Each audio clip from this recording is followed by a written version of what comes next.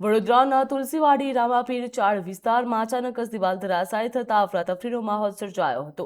ઘટનામાં એક સ્થાનિક રહીશનો ચમત્કારિક બચાવ થયો હતો। સદનસીબે કોઈપણ પ્રકારની જાનહાનિ સર્જાઈ નથી। સ્થાનિકોના આક્ષેપ મુજબ કોર્પોરેશનમાં મોબાઈલ શૌચાલયના કારણે દિવાલને નુકસાન પહોંચ્યું છે, જ્યાં તેના કારણે અકસ્માત સર્જાયો હતો। ઘટનાના પગલે સ્થાનિકોમાં ચિંતાનો માહોલ જોવા મળી રહ્યો છે। તંત્ર સામે બેદરકારીના આક્ષેપો ઉઠી રહ્યા છે। સમગ્ર મામલે જવાબદાર કોણ છે તે અંગે તપાસ પણ થઈ રહી છે।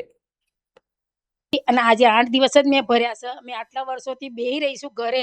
મેં આ છોકરો મારો બીમાર છે, ટીબી થઈ ગયો છે, એટલે હું ઘરે ને ઘરે જ હતી।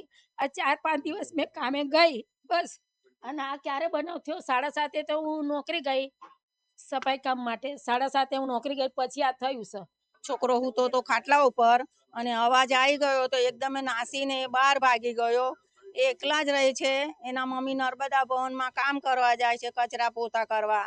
એમને કોઈનો સહારો નથી, એકલા જ રહે છે। અને આ છોકરો 24 કલાક માટે બીમાર ને બીમાર રહે છે।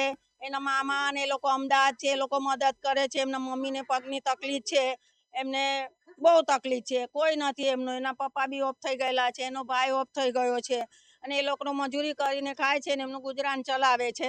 હમણાં જ મકાન બનાવે છે, વ્યાજમાં પૈસા લઈને ખર્ચો કર્યો, પણ પાછું હમણે એકદમ જ પડી ગયું તો છોકરો બચી ગયો છે।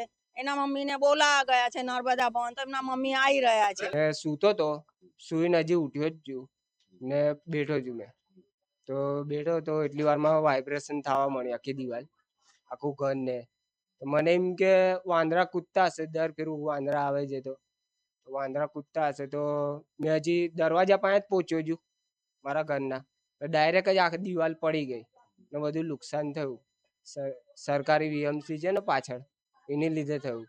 એ લોકોએ મૂતેડી મૂકી એટલે થયું છે, નકર દિવાલ ના પડ્યા।